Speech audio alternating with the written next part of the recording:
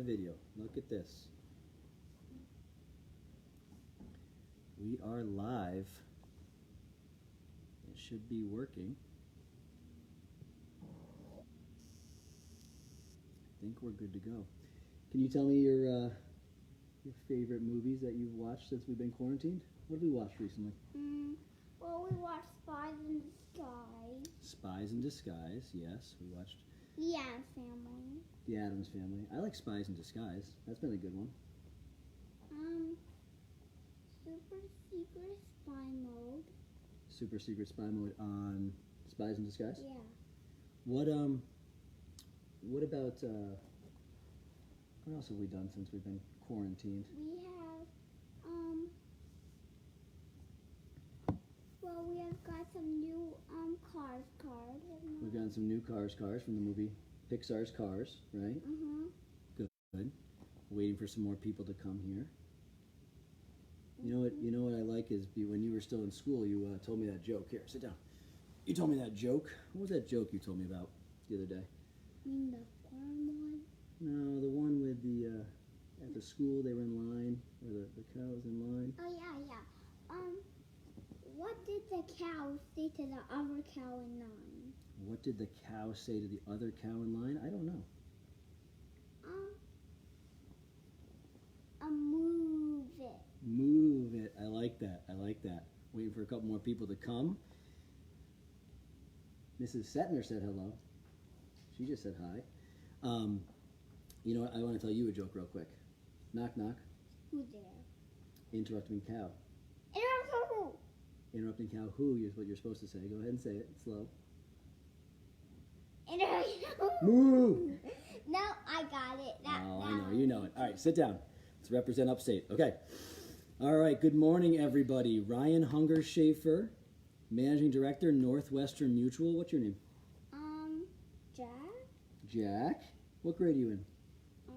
I'm pretty much in kindergarten. Pretty much in kindergarten. That's actually pretty accurate. I'm almost done with it. He's almost done with that, but that's pretty accurate, actually, because you're pretty much in it. It's kind of a little bit weird. I am the Managing Director at Northwestern Mutual. Jack and I are here today to read one of our favorite books. We wanted to thank the United Way and for doing this because I saw a post on Facebook the other day that I thought was very, very important for times like these. It said that someone said we're all in the same boat, and the rebuttal to that was we're not all in the same boat. We are all in the same storm, and we are all in different boats. So some people are better at handling this than others, and we hope that this book that we read pretty regularly about being brave will help some people out there who might be struggling with this whole situation we are all in. So thank you to the United Way. And today we are going to read, what's the name of the book? Mikey and the Dragons. Mikey and the Dragons. And who's it by? Jocko Willink. Jocko Willink. Drawings by John Bozak. Jocko Willink. Let me see. Someone say, can I speak louder? Give me a heads up if that's good, Aunt Amy. Mikey and the Dragons by Jocko Willink. And the drawings are by John Bozak. All right.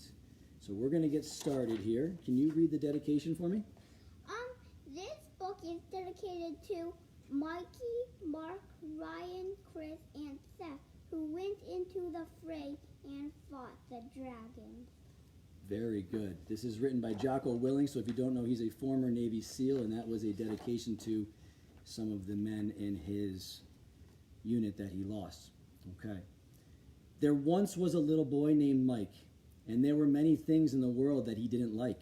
He was scared of spiders and beetles and bugs, and always thought they hid under the rugs. They were creepy and crawly and nasty and mean, and he ran from every bug he had ever seen. But it wasn't only insects that gave Mikey a scare. There were many other things for which Mike didn't care. He left the light on when he went to sleep at night. He was scared there were monsters ready to bite. Hidden in his closet or under his bed, he thought they might get him when he lay down his head. And here's Mikey. And Mikey is scared of everything. Okay? All right.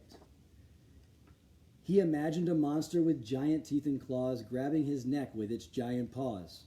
And if it wasn't monsters coming to take him away, It would be slimy snakes slithering his way. Yes, Mikey was scared of evil snakes too. He was horrified of what they could do. They could sneak in the house and hide in his drawer, and then bite him to bits. Of that he was sure. There were many other things that gave Mikey a scare, which meant there were many things that he wouldn't dare. Mikey is scared. He didn't like the water or to go for a swim. He was scared that giant sharks might come and get him. He didn't like the playground with ladders and slides. He thought if he fell off, he would surely die. Yes, as you can see, things for Mikey were bad, and being afraid made Mike very sad. Because so many things scared Mike to the bone, it turns out that Mikey was often alone. He would sit by himself and look at the sky, and then he would quietly ask himself, Why? Why did so many things give him a scare? How could he overcome all that fear? How could he ever stand up and be brave? Or would being afraid always make him a slave? There's a shark in the swimming pool. We all know that doesn't happen. And then one day, Mikey noticed a book. He opened it up and took a quick look. It had pictures of dragons with fangs like a snake and all kinds of scary things that made Mikey shake. But in the pictures, there was a boy, too, who didn't look scared, but like he knew what to do. And even though Mikey was scared indeed, he decided that he would give the book a read. He opened the first page, which he eagerly read, and this is what the Dragon Book said. What's the name of the book? The Dragon Prince. The Dragon Prince. Okay, good job. The Dragon Prince, as told by Sir Jake, Knight of the Sea, Air, and Land, which is what Navy SEAL stands for. There once was a kingdom long ago and far away, and the kingdom had suffered a horrible day. Their protector and leader, their king, he had died, and when they found out, the whole village cried. When the king was alive, he was a powerful force. Now they took the dead king away by carriage and horse. They knew they would miss him, and that made them sad, but there was something else that made them feel bad. The king had always been so strong and brave and protected the kingdom from the dragon cave. The dragon cave was just over the hill and filled with scary creatures that were ready to kill. And here is the king in his hearse being pulled up. For here you can see the dragon cave with the little hole. Thank you for pointing that out. That is fantastic. Mr. Morka is impressed by your reading. Horrible dragons of every single type. Who thought people in the kingdom were especially ripe? The people thought the dragons had breath of fire and that the dragons stood 20 feet tall or higher. They thought the dragons had sword-stopping scales and powerful, long, razor-sharp tails. Last time you said nail. Jack likes to point out that I read it wrong last night. Thank you, buddy, again. Any other weaknesses I have, feel free to point them out to everybody. But the brave king never let the beasts around. He stood up and fought and held his ground. And as long as the king had been the king, none of the dragons could do a thing. Yes, the king always kept the dragons at bay, but going out bravely into the fray. It seems without fear the king would go fight. He'd beat the dragons and come home at night. There's the king who has now since passed away. But now that the king had died and was gone, there was only one person to fight and carry on. But that person wasn't big or mighty or strong. In fact, he hadn't been alive that long. Now the person who had dragons to chase was just a little boy with a smiling face. We think that little boy looks like Jack, so we like that. Yes, the person that must now stand up and be bold was just the little prince who was only 7 years old. And the people in the village just couldn't be sure that this young boy, the little prince, could endure. Maybe sit up a little bit, buddy, so you don't push that over. Thanks, bud. How could someone so young and so small stand up to the mighty dragons that were so tall? And the prince himself, he also didn't know if he had the courage it would take to go. Because he was so little and small and young, he didn't know if he could get the job done. How could he make the mean dragons yield when he could barely lift a sword or shield? But no one else dared to step up and fight, not the kingdom's guards or even the knights. So even though the prince was scared, he still knew that fighting the dragons was something he must do. So he went to the king's bedroom and opened the door and went inside and walked across the floor. He opened an old chest that was tall and wide, where the king had kept all his war gear inside. The shield was big and the sword was so long, it was no wonder the king had been so strong. So there's the prince going to the chest. But the prince was a boy, not a king like his dad, and to lift up the gear took all the strength the boy had. And that made the prince get even more nervous, and he wondered if he was ready for this service. Fighting dragons was such a scary task, the prince to himself had some questions to ask. How could a little boy ever be a man? How could the little prince ever make a stand? But at the bottom of the chest there was a small note, and it looked like something that the king wrote. So just when the prince thought he was over and done, he picked up the note, and it said, To my son. To my son. He took a deep breath and opened the note he had found, and this is what his father, the king, had written down. To my son, if you are reading this now, it means I am gone, and you are the one that must carry on. Our kingdom is now what you must save, and to do that, you have to be brave. I know that you think you don't know what to do, but remember that I was once a little boy too. I was also small and had fear in my heart, and I didn't even know where to start. I couldn't imagine going over the hill to face the dragons that wanted to kill. But don't worry, son, you will be just fine if you can keep these things in your mind. The dragons, they aren't really that big at all. It is only in our minds that we make them so tall. Inside our brains, things always get overblown, especially things that are completely unknown. But when fear settles in and gets a hold of you, here are some things that you simply must do. Want to read the first one? Stand up straight and hold your head high. And look at your fears right in the eye. Don't look away. And don't try and Hide. hide. Know that you have great strength deep inside. When you stand up and go into the fray, you will feel your fears start to go away.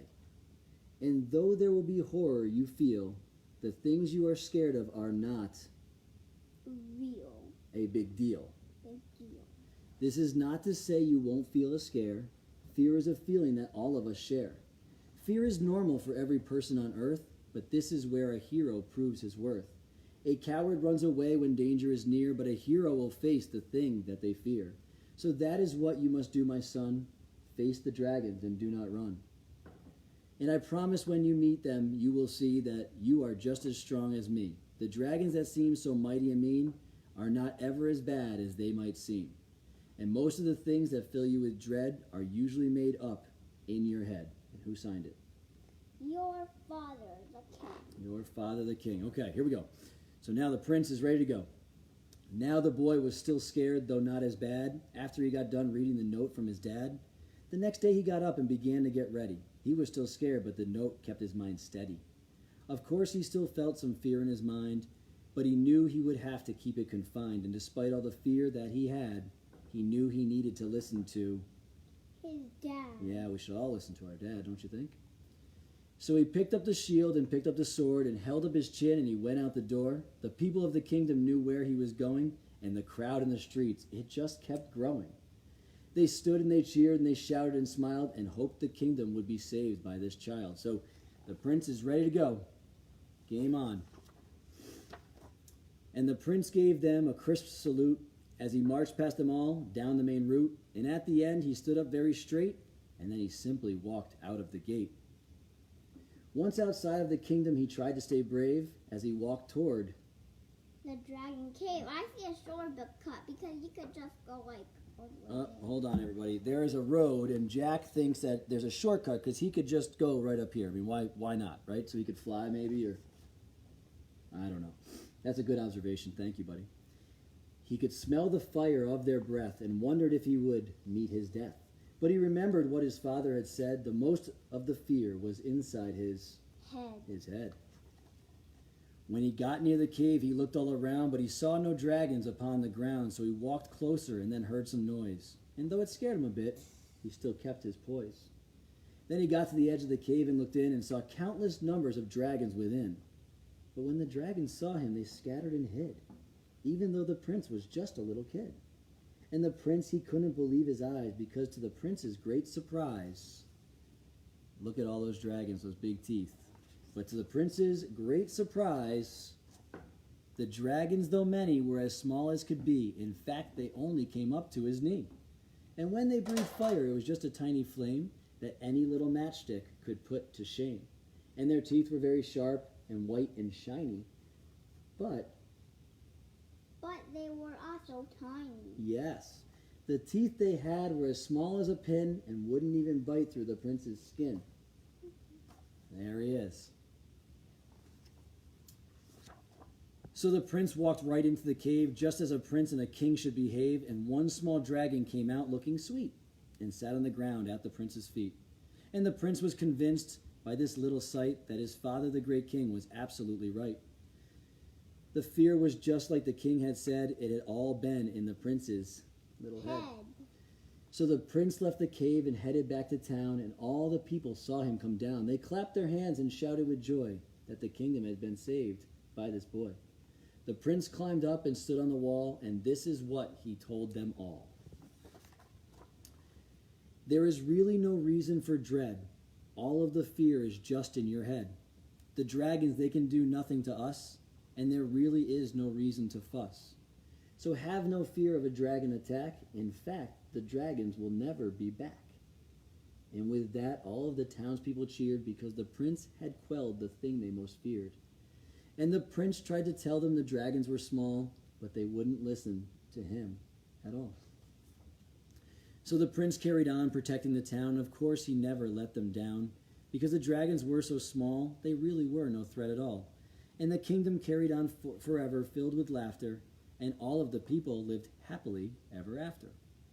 There's the prince with the dragons. Where are you going? Come on back up here.